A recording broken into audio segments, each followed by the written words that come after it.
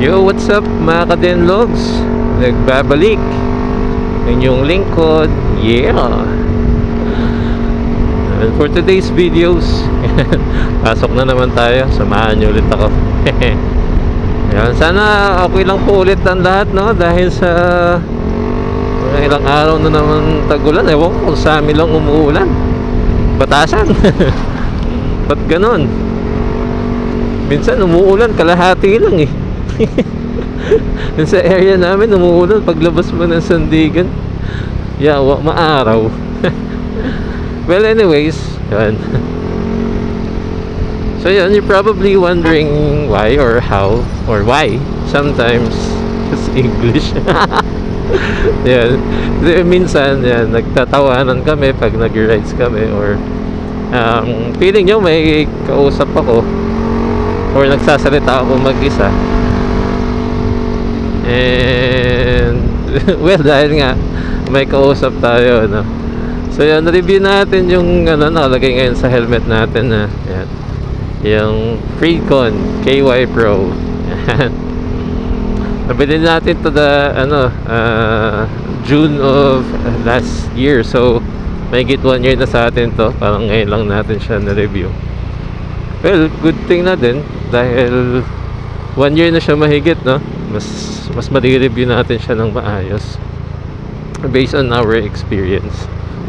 So yun, again, sa lahat po ng gala namin, magkakasama mga tropa, sabay-sabay kami bumili ng KY Pro. Sa may Caloocan nakalimutan ko yung store, pero ilagay ko na lang dito kung sakaling mahanap ko siya. Pero yun nga, anyways, so parang 8 kami, or 2, 4, 6 pala, sorry. 6, no? Kasama yung mga OBR namin. Yun nga, shout out to MC Squad, mga tropang MC Squad dyan, baka naman. And yun, again, review natin to Freedcon KY Pro Plus.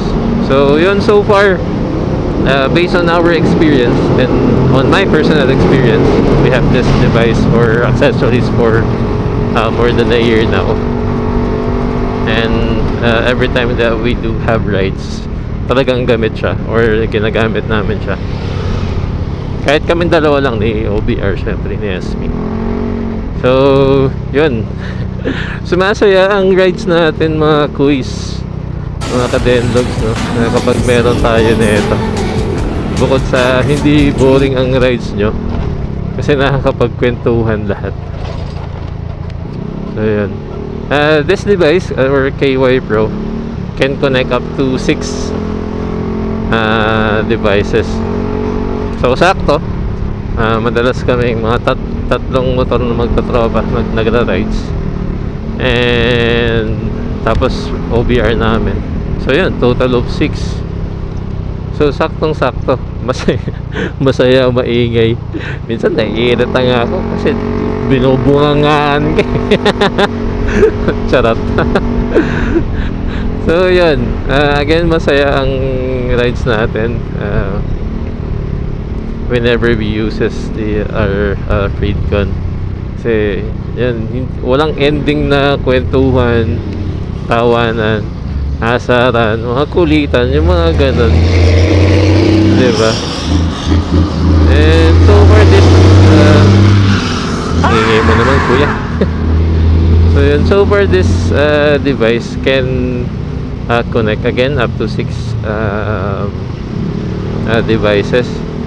Yan, nagamit natin siya kung saan nakapag-rides tayo ng saan ba?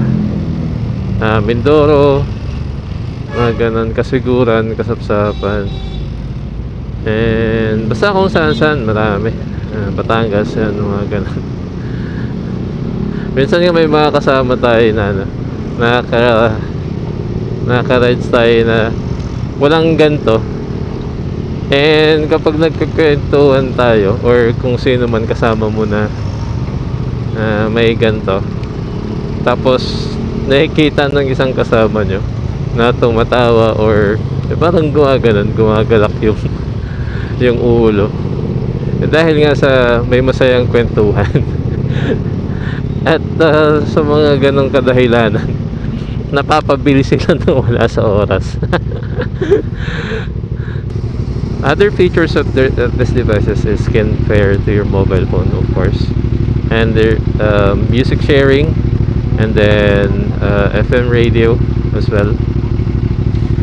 Sabi nila, I can connect my action cam dito sa Freedcon. Meron lang tayong bibilin parang wire jack, parang naka-Y type siya na ano, kasi meron siya para sa action cam, meron din siya sa Freedcon, and then yung mic, yung parang dulo niya. So yan, nakalimutan yung pangalan na nakita ko na may nag-offer sa atin na kaso hindi ko nun madalas, ewan ko. Feeling ko kasi hindi ko siya magagamit eh. Tsaka ayoko nang naririnig niya yung kwentuhan namin. Kung ano mga pinagsasabi namin, mga walang kwenta. Pero masaya. So ayun nga, nabili namin siya, or nabili namin siya sa may Caloocan. Around 3,500. Ang freebies niya before is stickers, hindi ko matandaan kung may keychain eh, pero shirt, yan, meron shirt na nag-iisa, and naka 1 year warranty. Maganda dito guys sa Freedcon, napaka ayos ng customer service for us natry ay nakapag-contact na kami ng customer service eh.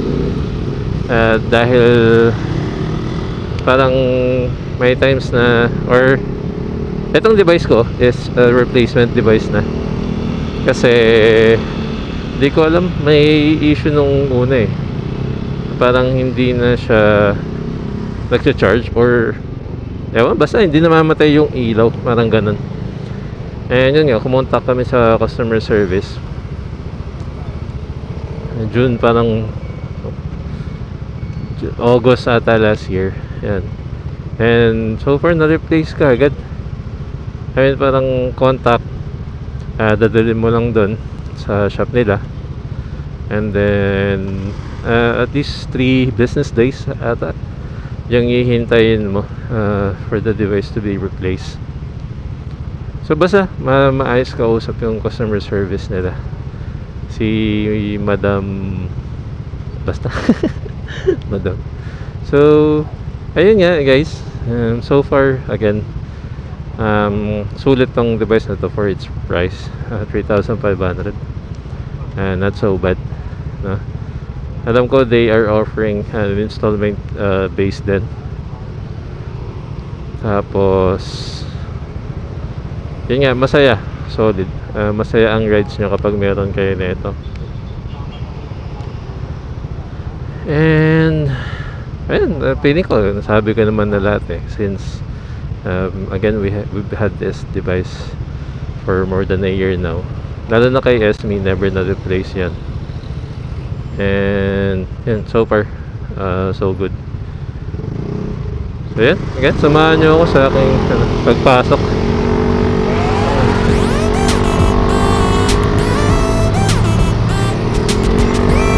And ayun nga, hey,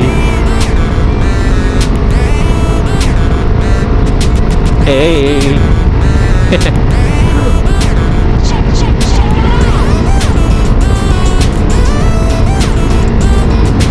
So yun na nga, mag-i-salamat sa inyong pakikinig sa Freedcon. Baka naman kahit yung ano lang, yung may camera ba yun? Charot. Pero yun nga, sana mapansin. So again guys, balikan ko kayo sa aking or samahan nyo ako sa aking pagpasok. Again, Denlogs, ride safe, stay safe. Ciao!